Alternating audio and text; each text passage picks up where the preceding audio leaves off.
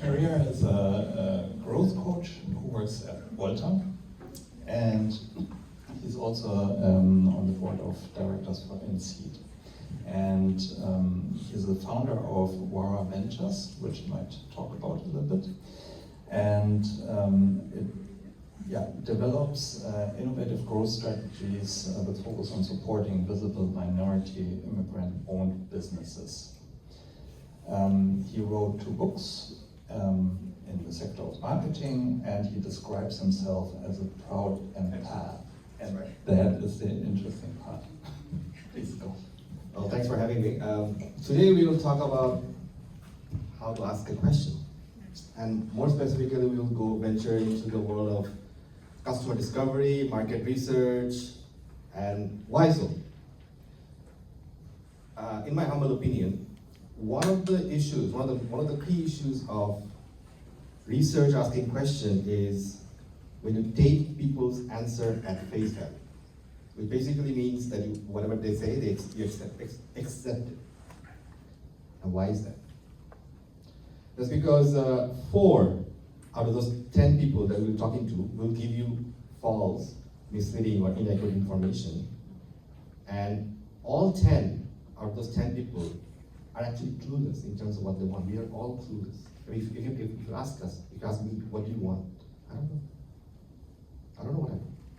So let's take an example. If before iPod, someone asked people and said, what kind of portable music player do you really want?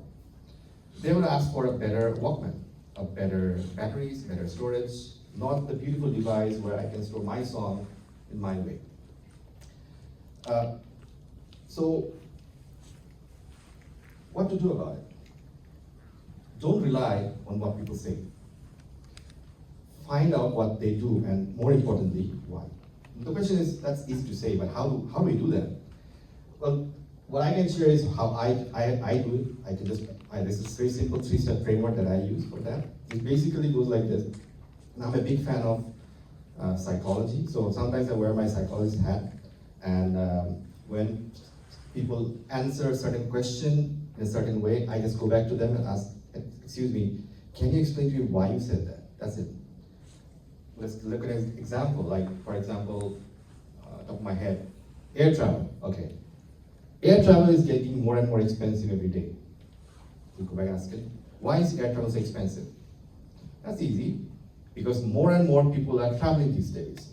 And because the demand is high, the supply is limited, the price is getting up. That's the answer. But why are more people traveling more and more every day? That's easy, because we've been stuck in a room for 10 months. Yes, but that was 4 years ago. Why are you still traveling more and more every day, even when the price is so high, air travel is so much full of hassle? Why are so? You see the pattern. It's basically you just keep on at it until you get a feeling in your stomach that you landed on something that kind of feels like a real reason or a root cause. What I call an actionable insight. Now, what is an actionable insight? An actionable insight is something that you found a problem. You have found a genuine problem, and you know what to do. But you gotta ask, with your finite resources, can you actually do something about it? It might be a genuine problem, but can you do something about it? So that's the second step, is find an actionable part of the insight they have found out. And the last step, the very last step that I do, is that I turn all of these insights quiet together and turn them into a big, hairy question. Why a question? Because if I ask all of you a question, and if I kind of let it linger in the air, and then I start looking at you with like blank expressions like this, eventually, you will feel compelled that I need to say something, I need to do something, to think about something. So that's the power of a question. It kind of compels you to act. And that's how you link the problem identification side to your problem's solution side. Now, let's look at a real example. From my work with Volta and C, one of the things that I do is that we're working in a team to solve entrepreneurship crisis in Atlantic Canada. The question is there entrepreneurship crisis in Atlantic Canada? You bet there is. We have approximately 100,000 less entrepreneurs compared to 20 years ago, despite the rising population and rising immigration. We don't have the right kind of entrepreneurs, the right kind of success rate, and we are under a lot of pressure from a lot of people that why that is this. So of course, when we are faced with that kind of problem, we ask, let's do research and find out what's going on here. And the reasons that we came up with is the obvious one, which is there's not enough money, so let's give more funding. There's not enough innovation, so entrepreneurs, please focus on getting great product. People don't know, there's a lack of skill set, so please give them a lot of training. That's kind of what the brief I got. But like I said, my framework kind of tell me, no, hang on, let's see what's really going on here. So I pushed back the team. I said, no, I need to understand more. I need to go back and ask why this is happening. And in this process, we found out there's a very interesting thing going on. And we coined it what we call a one-entrepreneur syndrome. Now, what is a one-entrepreneur syndrome? A one-entrepreneur syndrome is where the entrepreneur feels that he or she is entitled to a lot of things even before he has actually achieved or did the work. Because he feels that it's supposed to be a lot easier than what it is. And because of that, the real reasons are actually policies.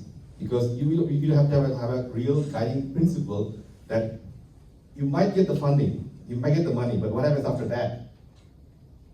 That's the big question, isn't it? Like, what do you do after that?